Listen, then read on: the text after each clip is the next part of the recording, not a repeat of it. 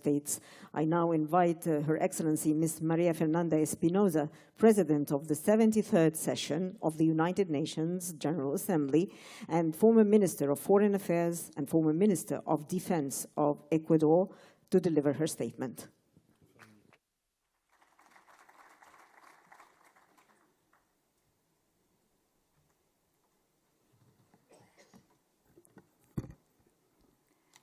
Monsieur le Conseiller Royal, Monsieur le Mr.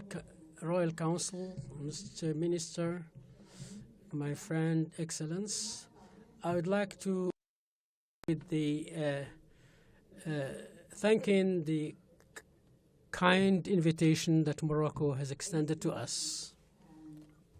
No public speech in international fora that does not start with this phrase. We live in times of multiple and interconnected crises. And of course, we start to list health, climate, inequalities, food, energy, debt. And often, the result of the audience is greater anxiety and a sense of hopelessness. The question is how to transit from despair to collective action, to agency. Today, there are 32 active armed conflicts worldwide. And yes, it is true.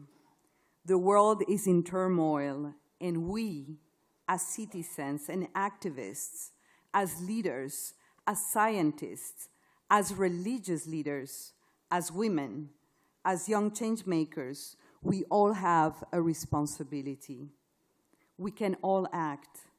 And there are some critical issues that should be addressed when we, as individuals, are, or through collective action, that need to be addressed. And I would use my 5 minutes to address 5 keywords that I heard today. The first keyword is causality and complexity. We are very good at describing the symptoms than for addressing the underlying causes of the crises we live in. And we need to deal with complexity. And by that, I mean that we cannot understand migration, for example, if we do not understand poverty, inequalities, climate-related disasters. We cannot address climate change if we do not address production and consumption patterns. We cannot understand war and violence if we do not understand the political economy of the weapon industry or geopolitics, for that matter. Therefore, our responses have to be holistic, structural, systemic. A Band-Aid approach today, in the times we live in, is simply does not work. There are many places where faith-based violence intersects with gender-based violence and climate vulnerability. My second keyword is women. 18 out of the 32 conflicts occurred in countries where there were various gender inequalities with medium, high, or very high of discrimination against women.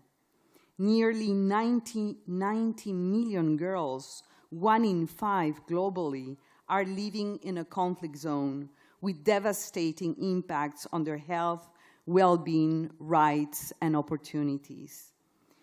If we want to build a true culture of peace, we need to ensure that half of the world's population, 4 billion women, live with dignity, enjoy their full rights, and participate in equal footing in spaces of power and decision-making.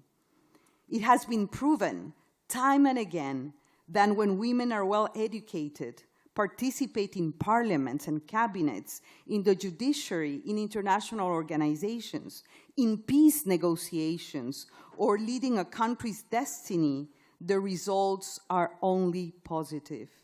It is not only about numbers, about the arithmetics, it is about quality. a culture of peace, a civilizational shift can only happen with gender equality and women's rights. The third keyword, climate, which is more a shorthand to say the environment. According to UNHCR, 95% of all conflict displacement in the past 2 years occurred in countries vulnerable or highly vulnerable to climate change. Climate change is just a symptom of unsustainable economies, of the war we have declared against nature. Every religion, every faith, in different ways, prescribes respect and love for Mother Earth. A reconciliation with nature may be a common cause for interreligious dialogue and the source of true and sustained peace. Keyword number 4, trust. We certainly need more and better diplomacy, more and better multilateral solutions. Diplomacy is not about speaking among the ones that think alike, but on the contrary, diplomacy is the art of dealing with dissent. It is about bridging differences for the common good. It is about celebrating diversity, building unity in diversity. Trust between citizens and governments, between institutions and people, trust between people of different cultures, faiths, ethnicities. It is about peaceful coexistence. The UN Alliance of Civilizations has certainly a key role in strengthening a diplomacy for peace, as other important initiatives, like the very Nizami Ganjavi International Center that I'm a proud member of. And the last keywords, governance and institutions that can deliver. We need creative and responsible bureaucracies, even if it seems an oxymoron. And we need institutions that are fit for purpose, that are well equipped to respond to multiple scenarios, including emergencies. In today's world, emergency mode has become a new normal.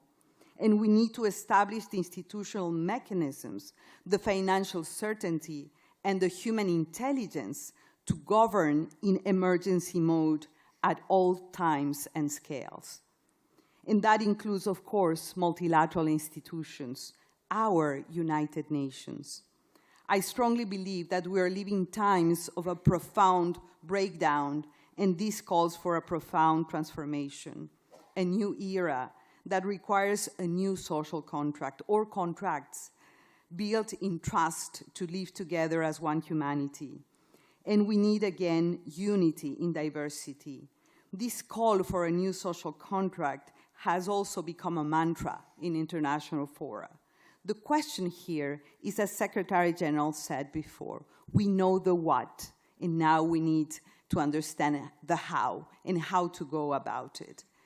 To define the pathways to reach these agreements on the key issues, for example, on how to govern our commons. And globally, we have the platforms, we have the opportunities to make it happen. The opportunity, for example, of the 2024 Summit of the Future. We need to make that summit count. Avoid a summit fatigue. Reestablish the meaning and power of a summit. We have the opportunity for a strong pact for the future. There are hundreds of organizations of civil society, the private sector, youth organizations, including interreligious and interfaith organizations working towards that end. The worst that can happen, dear friends, excellencies, is indifference. And we are here because we care. At the end of the day, the only thing that will save us is love. Radical love for humankind and for nature. And the category of love, even with different manifestations, is universal. It is a cross-faith, cross-civilizational category. The role of the UN Alliance of Civilization is to become a vehicle, a bridge for peace and radical love. I thank you.